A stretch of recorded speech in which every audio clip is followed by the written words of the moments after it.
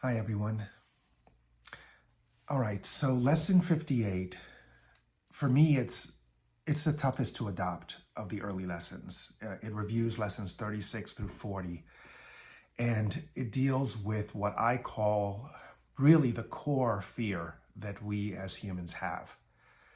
And this fear is the fear of unworthiness, that we truly don't deserve to have peace and happiness in our lives because we're not worthy of it, because of our actions, the way we've lived our lives, the mistakes that we've made.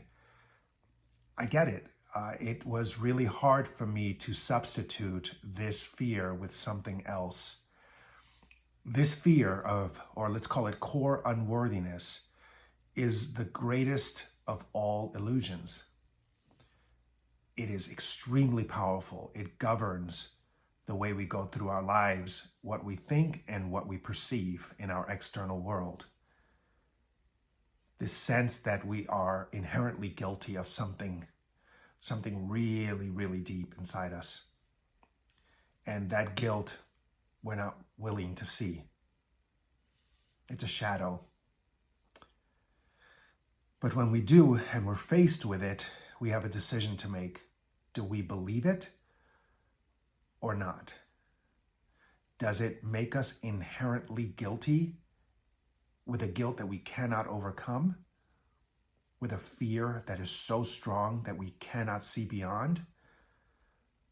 Or does it point us to seeing it as an illusion and choosing to see something else inside of us, a light inside of us? I think it was Marianne Williamson who said that the greatest fear that we have is that of our own light.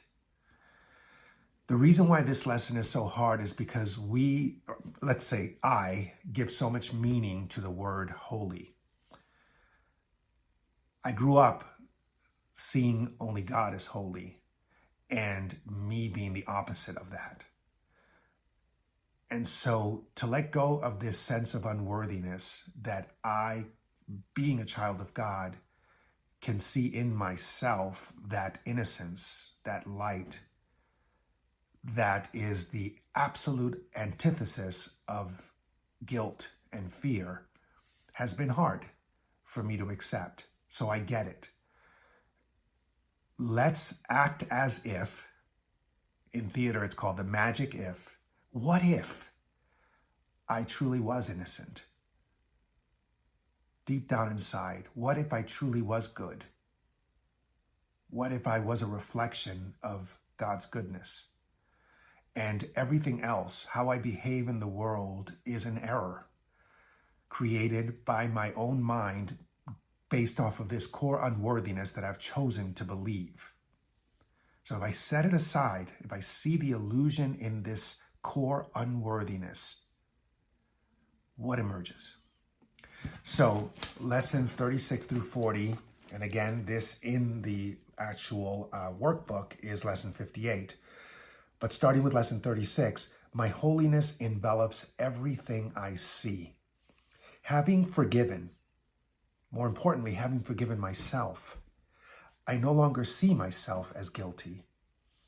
I can accept the innocence that is the truth about me. My holiness blesses the world. There is nothing that does not share my holiness, so it's not unique to me. It's not as if I'm saying I'm holier than anyone else or anything else. As I recognize my holiness, so does the holiness of the world shine forth for everyone to see. There is nothing my holiness cannot do. What is there to be saved from except illusions? What truly is there to be saved from except how I've chosen to see the world, my illusions? And what are all illusions except false ideas about myself? My holiness is my salvation. Once I have accepted my holiness, nothing can make me afraid. So this is why it's called non-dualism. If you choose to live in fear, you cannot see your own holiness. If you accept your own holiness, you cannot live in fear. It's not one and, it's one or. And lastly, I am blessed as a son of God. My Father supports me, protects me, and directs me in all things.